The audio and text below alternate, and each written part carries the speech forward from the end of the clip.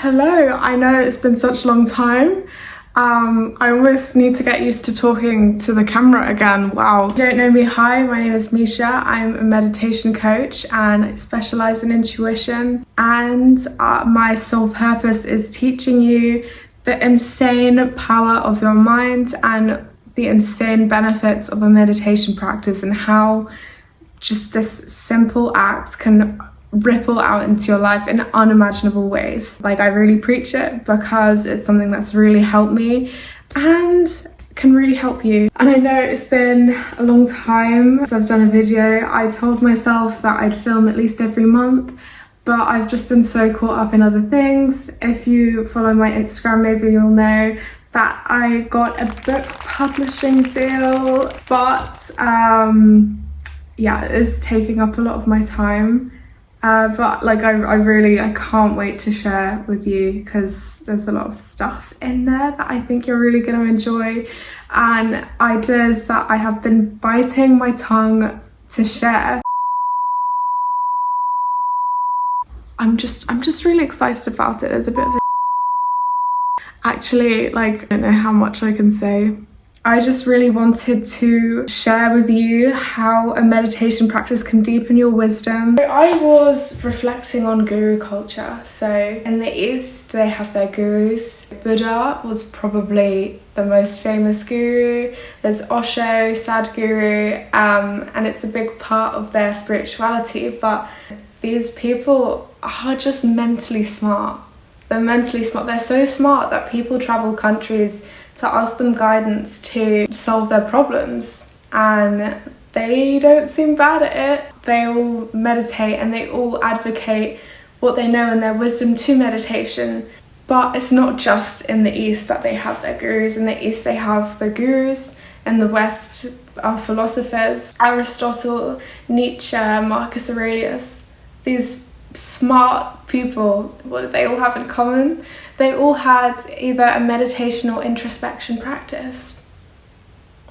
So clearly there is something about meditation that helps you to develop your mind and deepen your philosophy. So we're going to dig into that because, do you know what? I think it's good to have a personal philosophy. I think it deepens your experience of life, and that is priceless. I'm going to teach you just a bit about the neuroscience benefits of a meditation practice and why it's one of the best things that you can do for your brain, and how it kind of develops your wisdom and your intuition as well, because that's something that I reference to a lot, but I don't think I have spoken about properly.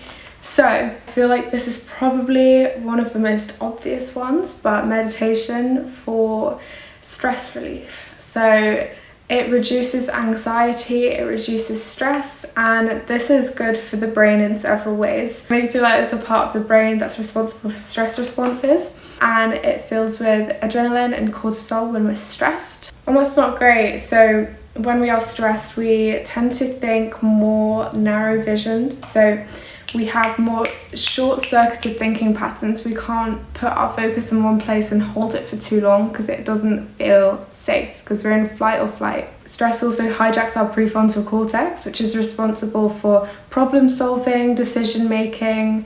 Like, we can't think straight when we're stressed. And what meditation does, meditation helps us to regulate our emotions better. It helps us to manage stress better and just be more present and grounded, rather than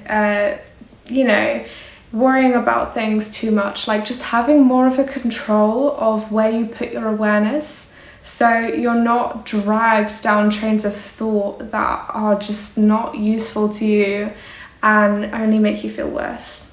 So when you have more of an awareness of your thoughts, you can just stop the train of thought whenever you want.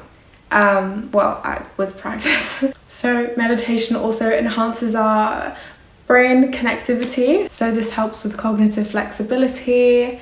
It helps us be more present and think more clearly as well. But I think really the big thing that meditation does in terms of brain health, which is crazy, by the way, but it actually increases the grey matter in your brain. If you don't know what grey matter is, it's a key part of your brain and your nervous system, and it's responsible for processing information. So the more robust your grey matter, the more that you're able to process information faster, the more that you're able to process more complex information more naturally, the sharper and the more emotionally balanced that you are. So yeah, some pretty substantial brain health benefits. Harvard neuroscientist Sarah Lazar showed that just 7 weeks of mindful meditation increases the grey matter density in your brain. She found that it improved grey matter in areas such as the prefrontal cortex, which is where the decision making and emotional regulation takes place. Also in the hippocampus, which is responsible for memory. So meditation also improves your memory. And the anterior cingulate cortex. I have no idea if I said that right.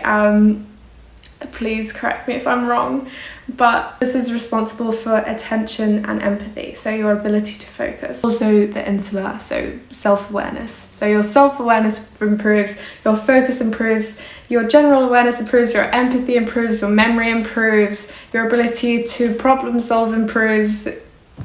Like, it's all looking good. It's all looking good, to be honest. By meditating regularly, you're literally sculpting your brain. But it shocks me that people don't do this because, you know, by sculpting your brain, you're literally shaping how you see the world, you're shaping how you interact with the world. That's literally everything, that's life. You're improving the quality of your life. The point that I am going to focus on is focus and awareness. So I went to a Buddhist meditation retreat. It was a week long and it was silent as well. One thing that I definitely did learn while I was here was if you're going to go on a week-long silent meditation retreat, definitely make sure that you know what you've signed up for, because when you're in it you can't really ask any questions because you're silenced. And the one that I did happened to be a bit more religious than I was expecting. It was Buddhism though, so I like Buddhism, but it was just a bit intense, so to look into them first. But I just found it really interesting that this whole time we were doing one meditation the whole time, and it was called a single point meditation. It's holding one object in your mind the whole time. So whether that be focusing on your breath or thinking of a mantra or a symbol, just thinking of one thing the whole time, and it just literally letting the world dissolve around you, all of your attention on this one thing. And if your thoughts start to come back, you just let them away. And it's this act, it's this practicing letting away these thoughts. This is the beneficial act. And the more that you're able to hold something in your awareness and strengthen these muscles that give you the ability to focus for that long, because the brain is a muscle. You need to practice exercising mindset the same way that you do any other muscle. But yeah, so when you are able to hold an object in your focus, in your awareness for a long period of time, not only are you able to focus on learning whatever you want to learn, but focus is the gateway to all higher cognition. If you can't pay attention, you can't think clearly. If you can't hold something in your attention for too long, your ability to build on your own concepts are impaired.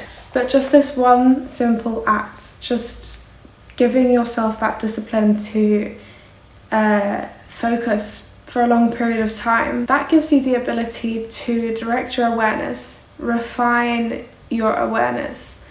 And see, I realized that you are only really as free as your ability to direct your awareness, because if you can't act on your will, then you are just sucked into patterns that you don't really agree with. You're just unconsciously living. But if you can just put your mind to something and focus, act on it, you can do anything.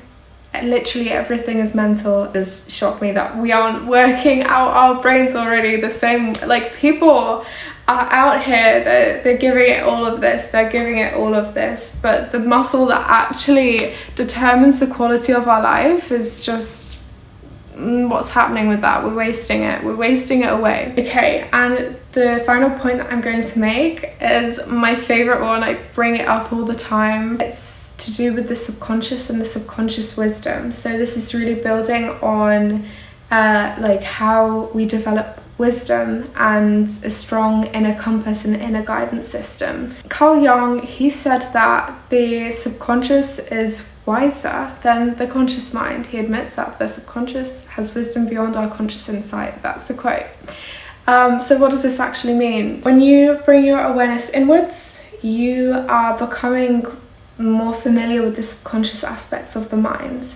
And the more that you practice turning inwards, turning your attention inwards, the more experiences that you're going to have directly with the subconscious. This is why I believe that meditation practices are traditionally so symbolic, because the subconscious mind, it speaks in symbols, and so to engage with it, it's good to visualize symbols and use symbols. So for example, how would we do this? A meditation technique that I like to use a lot is Jungian or shamanic digging. This is a technique that I was taught when I was first developing my intuition when I was a teenager. But essentially you give yourself some space to come to center with some like 5-10 minutes worth of breath work. So 5-10 minutes of just focusing on the breath, and then you imagine yourself either digging into your psyche or walking through a door, and when you open that door, you release your imagination on whatever and just the kind of symbols and themes that pop up. It's dreamlike, it's kind of almost psychedelic, but there is wisdom to the themes and the storylines that you experience. I learned that you can go into these meditations with a question. If you have a question about anything, you go in there and ask that question, and you will have an answer, and it will speak back to you in a way that's so wise that it doesn't even feel like it's a part of yourself. And I think that's why it's been interpreted as God so many times in religion, because it's just so smart. Like, you're like, who is this? But it's your subconscious mind. You're speaking to your subconscious mind. As long as you ask and you expect an answer back, you're going to get an answer. This is where intuitive knowledge comes from, and you know, the extent of the wisdom that you are able to receive in these states is quite mind-blowing, which is why I think meditation is stigmatized as such a mystical experience. Like, to me, because I've experienced it so many times and it's just like a matter of fact to me, I don't really think it's weird anymore. I just see it as the scientific fact, and I feel like it's something that it's going to become less and less occult the more that we dig into the psychology of this, the psychology of intuition and the extent that it can go. Because do you know what? We don't know the extent that subconscious wisdom and subconscious intelligence can go yet. We don't know. So really, how far can it go? How far can intuition go? Pretty damn far, in my opinion, based on my experience. Try it out, please, because if I did not have a meditation practice, if I didn't hold one, and it does take kind of dedication to hold a meditation practice, you know, it's a bit uncomfortable at first because it takes time for the mind to slow down enough to really reach those blissful states. But when you actually get there, like, it's life-changing. Moral of the story, 15 minutes a day, sit with yourself for 15 minutes a day, and I swear to God it will do a world of change.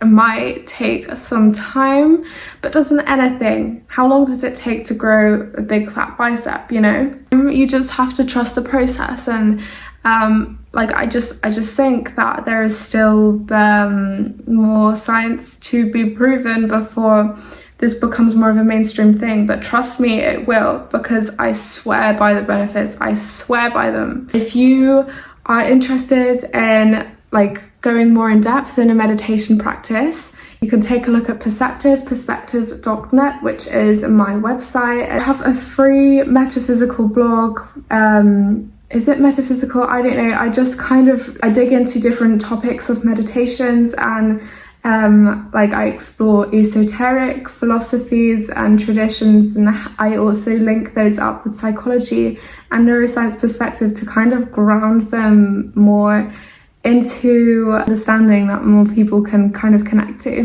I also do one-to-one meditations. So these are deeply personalized meditation experiences. I ask you a bunch of questions, and based on your imaginative ability and your intentions, what you want to let go of, what you want to step into, if there's a difficult decision that you have that you want to make, I can help you connect to that and find clarity in whatever area of your life that you want to find clarity into, like to tap into your intuition in a deep meditation, and you'll have full support the full way through. So from front to end, we'll chat a bit before, we'll chat a bit after. I'll also give you a little bit of journaling time, and I'll send you the full script that I made for you. I also have a core session, so this is where I will make several scripts, really digging into deep transformation.